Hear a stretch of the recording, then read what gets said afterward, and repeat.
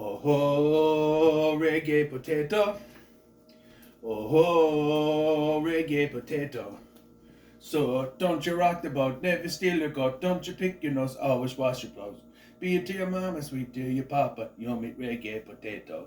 He sold his old Winnebago, toes sent me through a tornado, peed into a volcano, that good old reggae potato.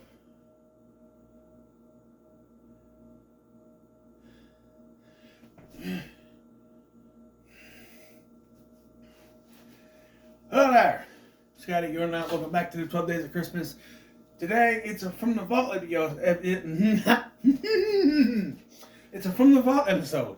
Yes, because I can speak English. Yes, we're talking about episode from TV, Christmas episode From the Vault, I think it would be called. This would be. Yeah, this came out in 2015. So, and this is an episode of a Nickelodeon show called Game Shakers, which aired for 3 seasons between 2015 to 2018. Yeah. It's another one of those shows by He Who Should Not Be Named. We don't say his name on this channel, but, well, I've said that after Sam and Cat, he kind of went down in his ways, but there's literally a shot in the opening credits where the character Hudson's foot is just on screen, and I went, because I like the theme song. I was singing the theme song, and I saw that, and I went, just sort of sat there. I was like, oh. Because that kind of stuff is a reminder of kind of person he is. But anyway, we're not talking about that. We're talking about the episode of Reggae Potato Christmas, which is it's one thing my son and I try to watch every year. Though, we don't have the DVR downstairs anymore. Oh, my snowman has cracked it. Look. Did you see it? It's cracked. I don't know what happened. No, I don't. So, to talk about the episode, I have to explain the show, I think, to some people if you don't know. Like I said, Game Shows is one of those shows, but Game Shakers is one of those shows, but there's no alcohol in this, I swear. I wish. By He Who Should Not Be Named. Came out after Henry Danger. It exists in the same world as Henry Danger. And for reasons, it exists in the world of Sam and Cat. There's also a connection with Henry Danger with that too. But it also exists in iCarly, Drake and Josh, and other things. They all exist in the same universe, but in a way, it's weird, this universe, because certain characters from the shows cross over, but then random on 9-man episode, like iCarly, she just watched an episode of Drake and Josh. Or on Sam and Cat, they're watching Drake and Josh. Or an episode of Game Shakers, Nathan Kress plays himself. He and also on Henry Danger, too. So it's, I don't know. But, so the premise of this show is that there are 2 young girls, Babe and Kenzie. They never say her name is anything other than Babe, so that's just her name.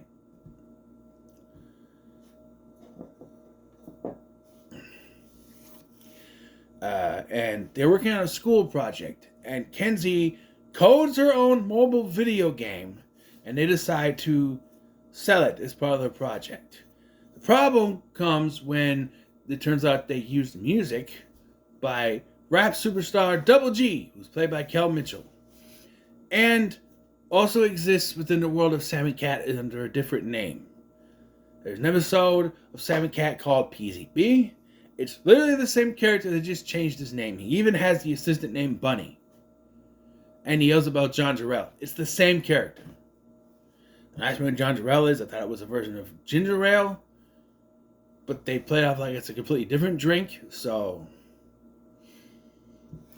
and I don't understand why you would change the name ginger ale. Ginger ale is not a copyrighted product name, So, they're using Double G's music, so of course, that gets them in trouble. Copyright and all that. And they owe him a lot of money. So they decided to make a deal for them to produce games and use his music, and they work together, and he gets a cut of the profits. And his son, Triple G, I'll be calling him Dub throughout this episode, by the way, and Trip, throughout the review. So, Triple G ends up working with them. They're a bunch of kids. There's also Hudson, the stupid kid, and he is stupid. Like, one of the first things they're doing is they're trying to show how things work, trying to control him, and he flings into the wall, and his response is, I hit a wall. Yeah. He could have a concussion, but he hit a wall. And one more final thing, Double G has 2 bodyguards named Bunny and Ruthless. And Ruthless likes to yell when he talks. That's the joke. He's always loud. Yeah. So we started the episode. And Triple G, Trip, is playing the new game they're working on, which sounds very convoluted.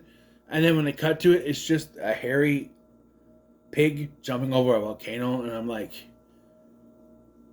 all that stuff she was saying before is kind of confusing. And then take the hairy pig and jump over the volcano. I'm like, okay. Trip comments on the bad music that's playing.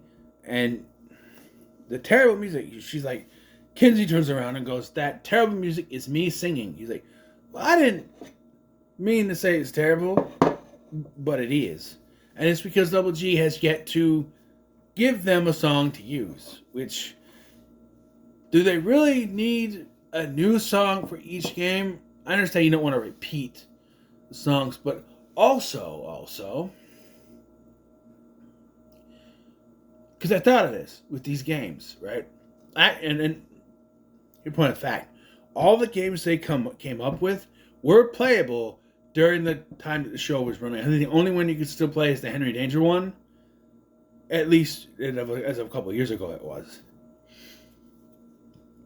Because there was a crossover with me and Henry Danger game. But I did download them on my phone, and I played Sky Whale and a lot of those games. They were kind of fun, you know. They were all playable, most of them.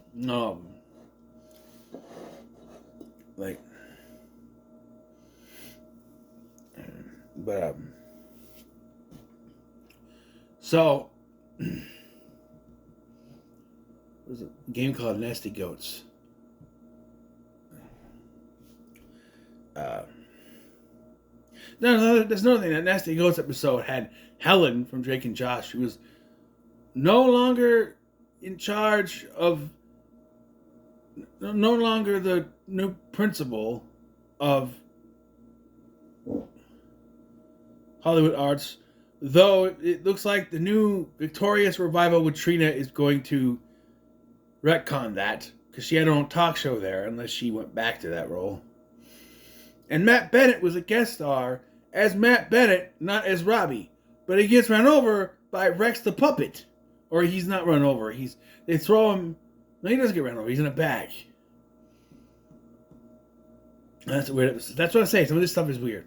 Anyway, so they find out that the reason Double G hasn't given him a song is that he is busy filming, but not really filming. We'll get to it. Filming his Christmas special, which in the commercial is called a Double G Christmas. But then later it's Merry Christmas with Double G. What is the name? I don't know. And this is where we get the first appearance of Reggae Potato. They're like, Reggae Potato? And Trips is like, yep. No explanation as to what it is. It's never explained, other than he's the guy who delivers presents when Santa decides he doesn't want to. That's literally what it is. So the kids go to visit Double G at the thing where he's practicing. He says he's filming, but everything is then done live later, so it's very confusing. And we get a joke that doesn't really make much sense because they're like, hey, children. And the producer comes up and goes, hey, Double G, is one of these kids yours? And he's like, yep.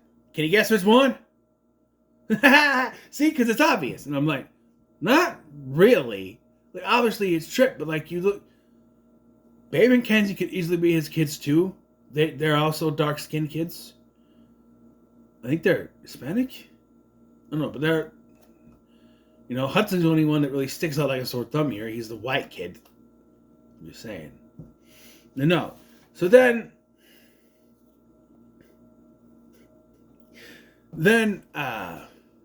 like, hey, this is all nice. It's a nice thing. This is Bunny Ruth was saying this earlier. And I'm like, hey, the kids are here. Hey, it's the Game Shakers. You gotta say that. And so he's like, hey, do the kids? The producer says the kids want to be in, and then he's like, no. He's like, oh, come on. And like, see what you done did? You got them all worked up. By the way, something I noticed watching this, Kel is really he's doing his Coach Cretan voice. Oh, come on, look what you just did. I just wanted to say one time, happiness is a memory. These demon crazy communist children. So he allows them to be on the thing and they'll celebrate. And then we get the credits. When they hear the night drop off, when I step on the mic, Game Shakers in the spot. Yeah, drop that. It's still a banger. I'm just saying, it's a good one. When they still cared about theme songs, didn't just play music with the logo and that's it. Yellowstone. I don't know. Yeah, when they actually care about opening. The Chucky openings were the last show that I saw. Last new show that I saw that actually put effort into it. You know, that each episode was tailored to what it was about, so it worked. Even though it's a short little Chucky logo, it still worked. So we come back from the commercial to... Yeah.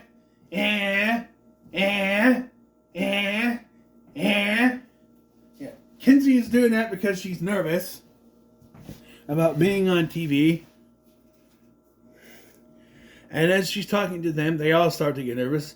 So they all start doing it. Double G comes over and is like, why are you doing that? It's like, well, we're just nervous. Well, don't be. Everyone's going to be watching me. So he looks in the mirror and goes, oh, my hair's a mess. Which he has about the same length of hair as I do. So he has a little bit more, I guess. He's like, hey, give me some of that hair gel. Which is an important plot point. So the guy gives the goo to Hudson. He immediately goes, don't eat it. Then he just kind of stands there with it on its finger the whole time. He's like, and she's like, oh, what is in this? He's like, it's a secret. I made it myself. So they're putting in there. Then they talk about, they're getting nervous. They start doing it again.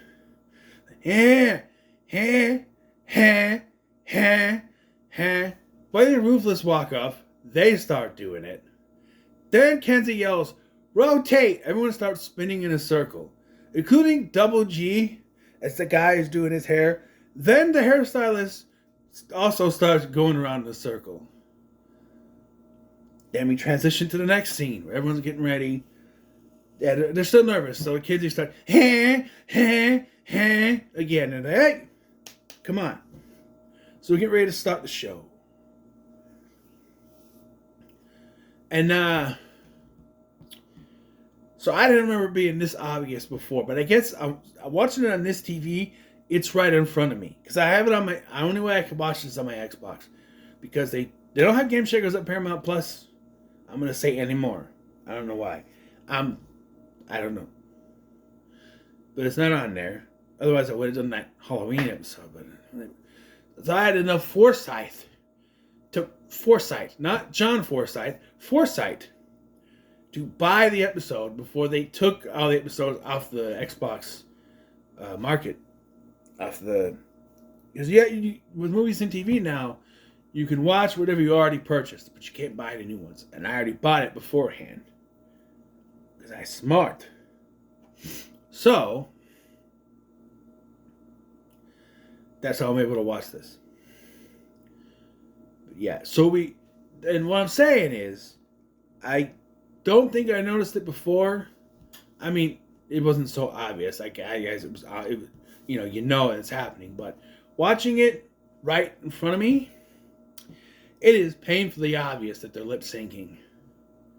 Because, like, I didn't mention it. It starts with that commercial that he does. And I'm like, oh, he's obviously lip syncing. And here, when he starts to do the jingle bells, jingle all the way, it's like, oh, he's lip syncing. Fire! Oh, what fun it is to ride in a one-horse open sleigh. Hey! Everyone starts dancing. Trip's doing this for some reason. I also want to call it when they're like, we're live in 5. Hudson goes, 5. Bunny goes, he's so stupid. 4, 3, sit down. Yeah. But during with the fire being lit, Double G's hair ignites because of the hair gel.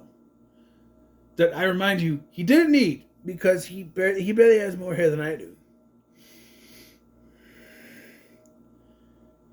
But he starts running around, and then they're like, what do we do? And Babe picks up the microphone, and they just start going, dashing through the snow in a one-horse open sleigh. And it seems like it's going to again, and he runs back. And I'm watching this, and it goes for so long with him running around with his head on fire. At one point, they're like, they can't catch up to him. And I'm like, why isn't someone running up with a bucket of water and just dumping it on his head? Right? I know, that's what the joke is. So, the producer's ready to cancel the show, but Trip is like, no. You can't do this. My dad will be mad. He'll be upset, and he'll take it all out on all of us. So we gotta do this. So the kids decide they're gonna play Double G's parts. Well, they decide the kids are gonna play Double G's parts, try to get other people, and they're like, I can't play a part I didn't rehearse for. Kids are able to do it. It's also very confusing because, so they say the kids will play Double G's parts. With Hudson, the only white character out of our main characters is going to be the Reggae Potato. This was 2015. I don't think they'd be able to get away with it now. Because they would have to have the black boy do it. They would have to have Trip do it. Because people were like, you can't have a white person doing a Jamaican accent. That's racist. And to that, I raise you Farley Marley. Which a character which also wouldn't get past now. There's no way. Farley. From Van Wilder freshman year. Yeah, that character also wouldn't. Neither would You Dumb Fuck. That is the character's name. You dumb D-U-M fuck F-O-K. You Dumb Fuck. The TV version just You Dumb, which I feel like you shouldn't have it on edited TV because the joke is gone then. I'm just saying. So anyway, and the reason I question this is because we immediately cut to Babe being put in a Santa costume, and she yells out, they stuff her with stuff. She's like, come on, I'm Santa Claus, I'm not pregnant. I'm like, well, arguably Santa Claus is fatter than pregnant women. I'm just saying. I mean, I'm fatter than pregnant women. Maybe not. Say I'm fatter than pregnant women, maybe not, but arguably Santa Claus is much fatter than pregnant women. I don't know. So then we start this, and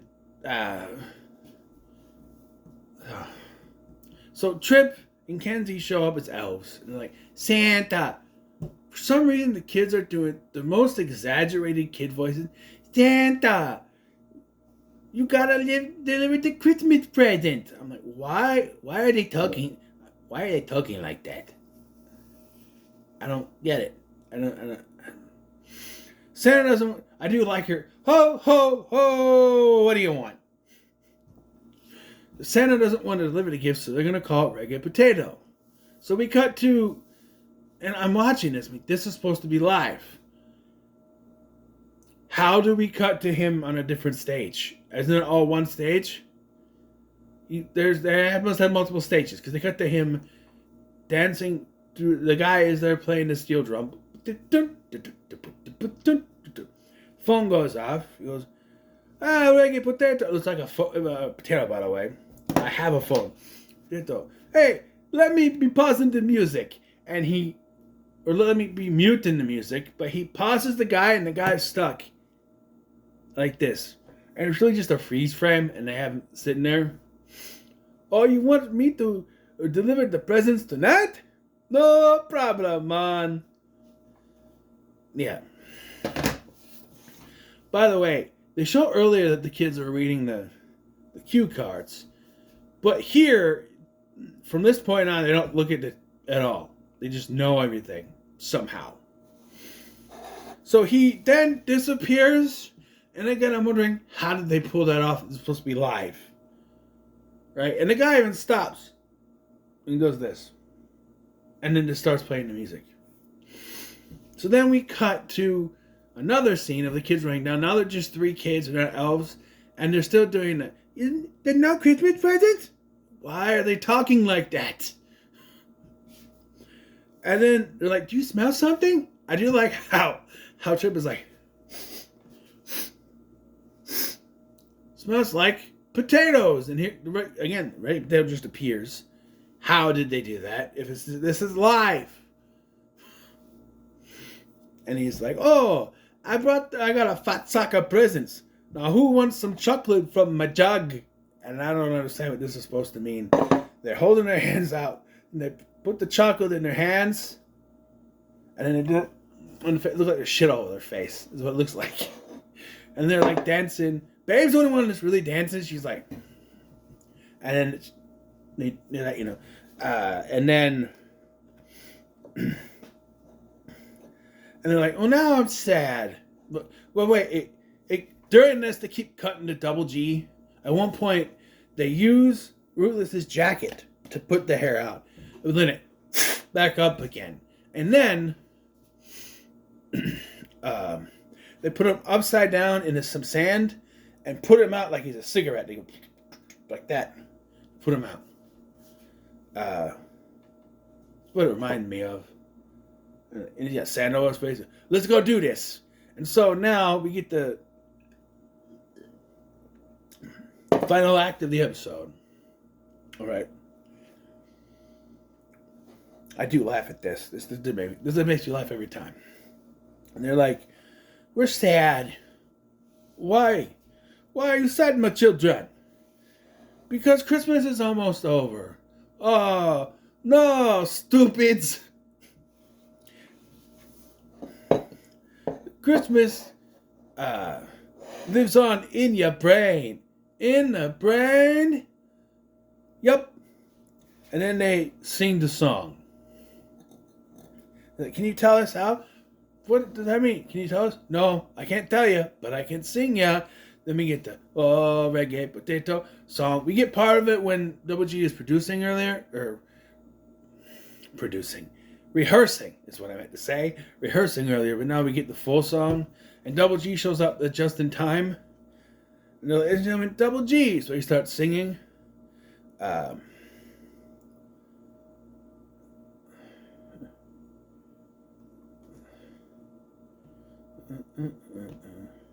Whatever. I try to remember the words I don't remember.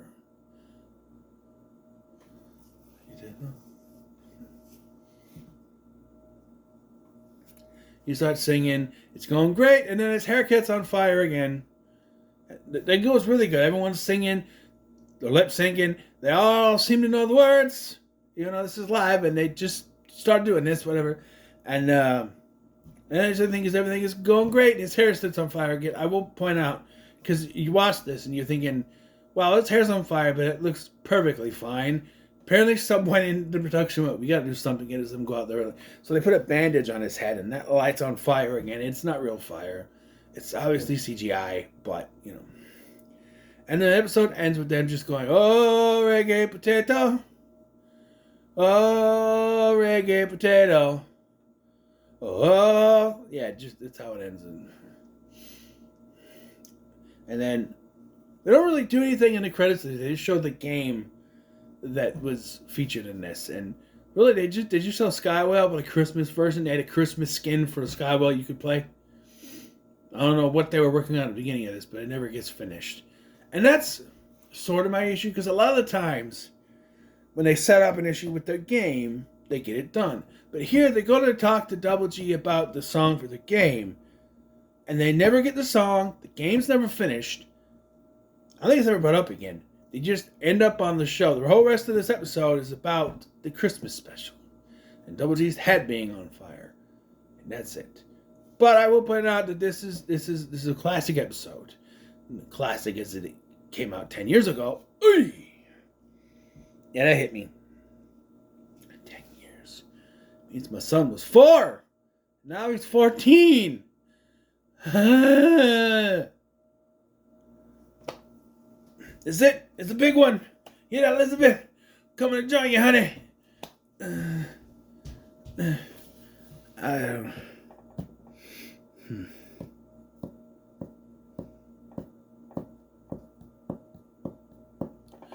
Yeah, I don't know.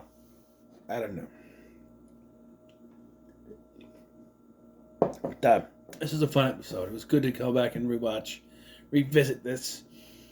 I had fun with it. And when it comes to Christmas episode, I think it's the last one. Well, I have one that's a special, but it's not an episode per se. But I don't think I've seen the other two that I'm supposed to do. But anyway, so what are your thoughts on a Reggae Potato Christmas? Let me know in the comments below. Make sure you like, share, and subscribe. Thank you for watching. I'm Sky, and I'll see you in the next one.